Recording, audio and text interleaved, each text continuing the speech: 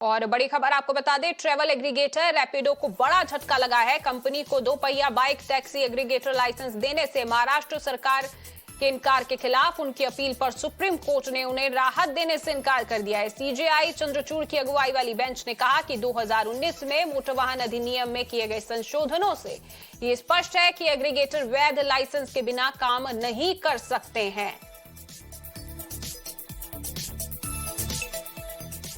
तो आपको बता दें कि ट्रैवल एग्रीगेटर रैपिडो को सुप्रीम कोर्ट से झटका लगा है। रैपिडो ने उन्हें रिलीफ देने से इनकार कर दिया है, उनकी अपील को खारिज कर दिया है जो कि महाराष्ट्र सरकार के खिलाफ थी, जिसमें कंपनी को लाइसेंस देने की बात कही गई थी। यानी कि कंपनी को अब लाइसेंस नहीं मिलेगा, यानी कि दो पहिया वाहन वे नहीं चला पाएंगे। ट्रैवल एग्रीगेटर रैपिडो के लिए यह बड़ा झटका है। सीजेआई चंद्रचूड़ की अगुवाई वाली बेंच ने कहा है कि 2019 में मोटर वाहन अधिनियम में किए गए संशोधनों से ये स्पष्ट हो जाता है कि एग्रीगेटर वैध लाइसेंस के बिना काम नहीं कर सकते हैं।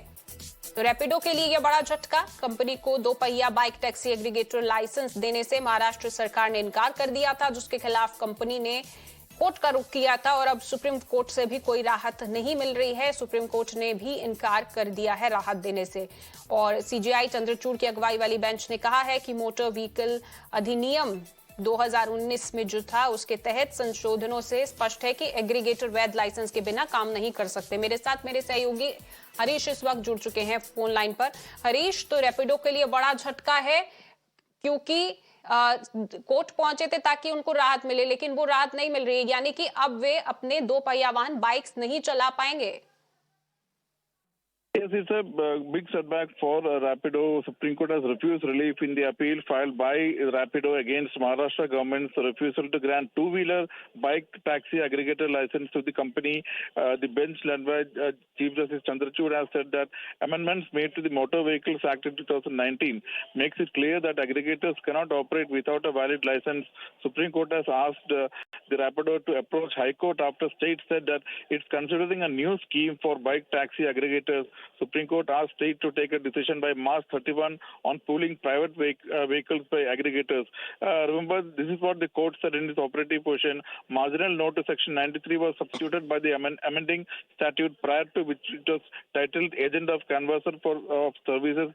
The effect of amended provision is that no person can engage himself as an aggregator without a license from such statutory authority and subject to such conditions as may be prescribed by the state government. Remember, Supreme Court was hearing petition filed by Rapido challenging Bombay High Court judgment which directed the Bangalore-based company to stop all its operations in Mumbai.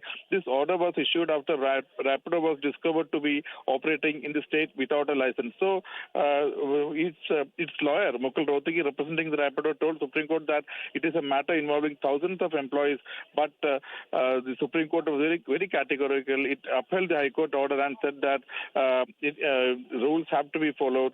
The Motor Vehicles Act makes it clear that aggregators cannot operate without a valid license. So it's a big setback for Rapido.